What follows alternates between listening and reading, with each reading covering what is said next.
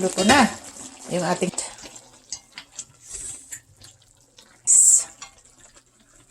parang durog-durog. Wow. So this is the chicken wings.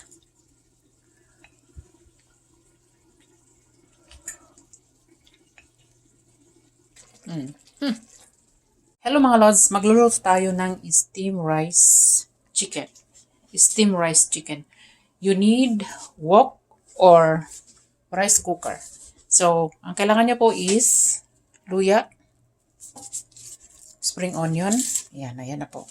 Lalagay nyo dyan. Okay. Tapos yung chicken, wings, legs. It's up to you kung whole chicken, hiwa-hiwain nyo. Pinaghalo ko na dito yung chicken legs and chicken wings. Ayan, para masarap po mga besi. Ayan. So, dalawang balot po yan. Tapos, ito yung ating luya.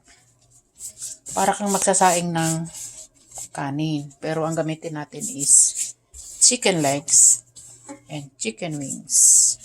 So, haluan mo lang yan ng oil. Oil.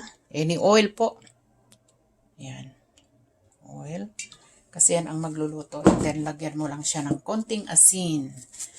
Maalat. Konti lang. Konti. Kasi kung maalat, hindi masarap. Ayan. Tama na yan. And then, mix. Konti lang po ang asin ha. Depende po sa inyong panlasa. So, ito.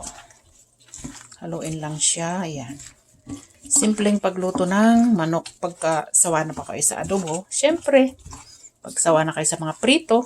Ayan. So, ganito ang lutuin natin.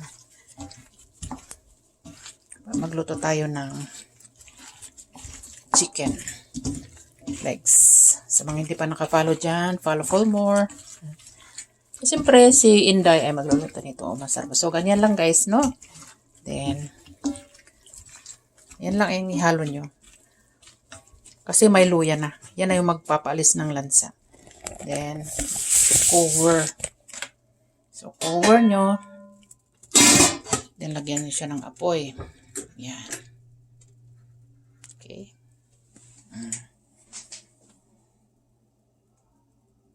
Hintayin na natin pag kumulo. Ano? So, ayan. Ito na po yung ating sinaing na chicken wings. Ayan mga besh. Pag kumulo yan, hinaan mo yung apoy, no? Ito yung ating steaming chicken. Rice. Parang nagluto ka rin ng rice. So, ganyan lang ang kasimple guys. So, almost done. Pagkaluto na siya, ready to eat. Hinaan nyo lang yung apoy. Ha? In-inin mo na lang yan. Makulo. Hinaan mo pa yung apoy. Lagay mo sa low. Very cook.